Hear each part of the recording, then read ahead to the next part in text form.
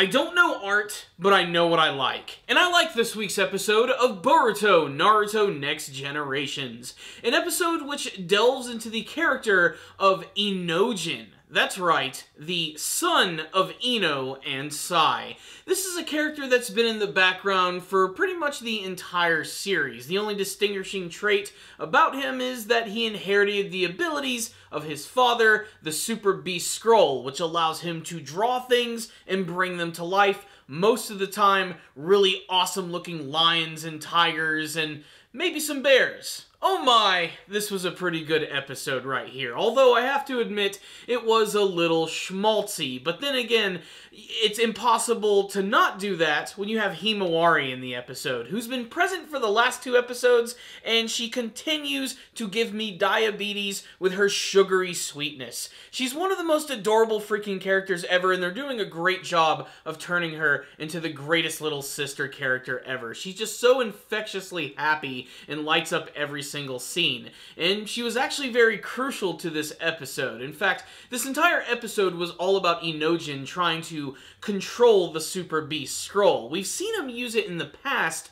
but he's been trying to use some shortcuts with the abilities, and this is something that honestly I thought makes sense, and I'm still not quite sure why it doesn't work, but really it's all an excuse for Inojin to learn a lesson about passion and emotion and actually putting 100% into something and not just trying to find an easy way out. It's kind of like how last week's episode was all about honesty. Basically, this is another PSA episode of Boruto. That being said, I really liked it because, like I said, it focused on Inojin, and we got to see him and his family life, which of course means we got to see the return of Sai and Ino, and while I would have liked more scenes between these characters, the ones that we got were certainly pleasant, and man, Ino is still looking fine.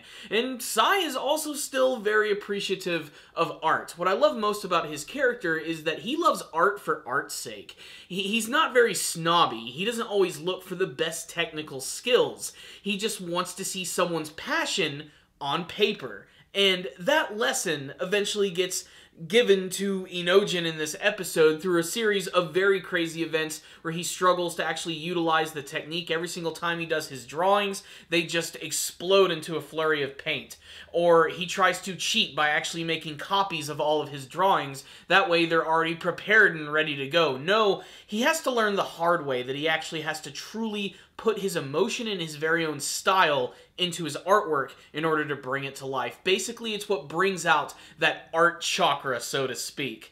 And throughout the entire episode, he gets made a fool of, where they're in this mock battle against Iwabe and Metal Lee and even Denki of all people, and basically they're having like this big competition and this big fighting scene, which is all a build-up to the graduations, by the way, which are coming, which is really awesome, which means we're getting this much closer to the redone version of the Boruto film, which, yes, I know I still haven't gotten my review done. I'm working on it. Man, guys, I have so many things to talk about in terms of like what's going on with the channel. I need to make a whole separate video about that. There's a lot of big things which are coming into 2018, and I'll discuss it there. Let's get back on track with Boruto. But like I said, Boruto movie review coming in the future. I'd like to get it out before the actual arc begins, but they're building up to it. The fact that this graduation is coming, and it still just dawns on me that, wow, it's so strange to see these characters pre-graduation. We've spent this much time with them, whereas in the original series we were barely at the academy days at all, unless it involved something with like Konohamaru. So they've managed to still make it really entertaining, and they've really shown that these kids have the ability to probably surpass their parents, like, in terms of what they do. And I can definitely believe that in this episode with seeing how skilled Inojin actually is with using the Super Beast Scroll. Of course, by the end of the episode, he does learn what it means to actually use these abilities, and it's done with this crazy scenario where Boruto proposes that Himawari be the teacher of Inojin. And the reason for this is because she won this big fancy art contest, and even though her style of drawing was not very technically sound, it was still a very beautiful and passionate picture, which is why she won. Also, maybe because Naruto's her freaking father, the Hokage, and he was the one who was judging the contest, so maybe he just wanted his daughter to win.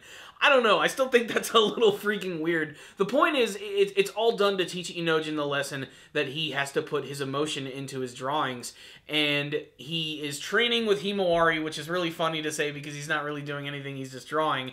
And then she brings out that picture, which is supposed to inspire him, and suddenly, out of nowhere, there's this big explosion. It happens so fast, you're like, wait, what is even going on?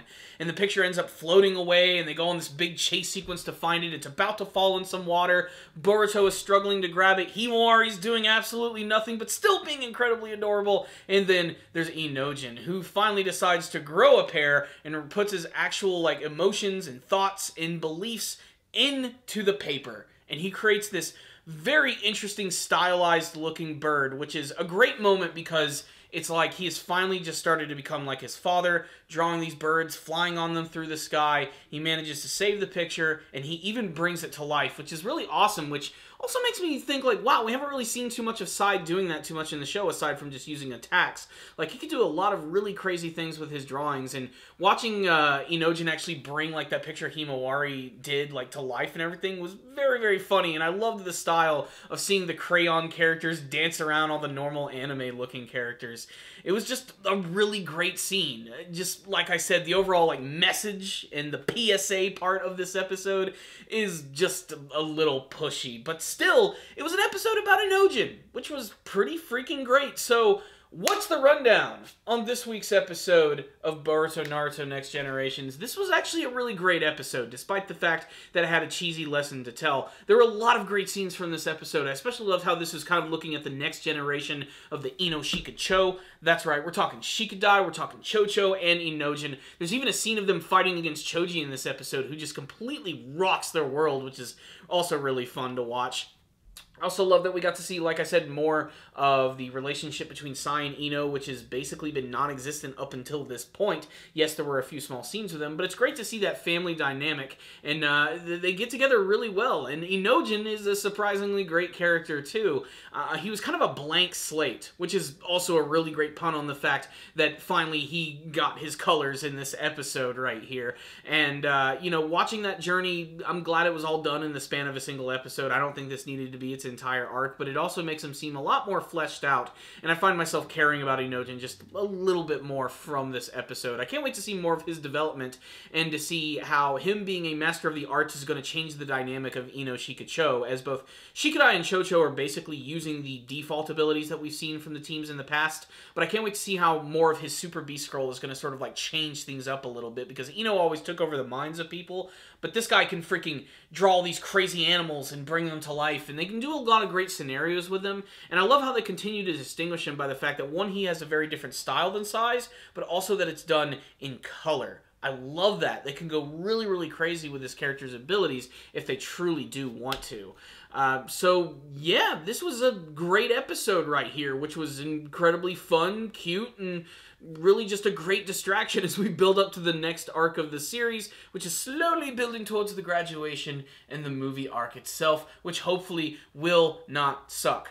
Just don't screw it up, animation teams. I mean, there's no way they're going to do justice to the movie. I mean, that movie has some of the best animation that I've seen from the entire Naruto series, like, period. But I can't wait to see what they're going to do with it, what sort of changes they're going to actually make to it. What I will say is this episode was good. Another great episode that if you're just wanting to spend more time in the Naruto-verse and learn about some more new characters and see some crazy ninja abilities with some ham-fisted lessons about life, then this is the one for you. Just kick back, relax, and enjoy it. There's really nothing all that offensive, and there's really nothing that's all that groundbreaking. Still, I really did enjoy this episode as a Naruto fan. I'm going to give it a 4 out of 5. It was really creative and different from some of the other episodes that I've seen from the series, although I'm kind of done with these PSA-styled storylines. Let's move on to something with a little more meat on its bones. So there it is, 4 out of 5. I'd love to hear your thoughts about the episode. If any of you guys watched it, tell me what you thought about it in the comment section below, and of course what you hope to see from the rest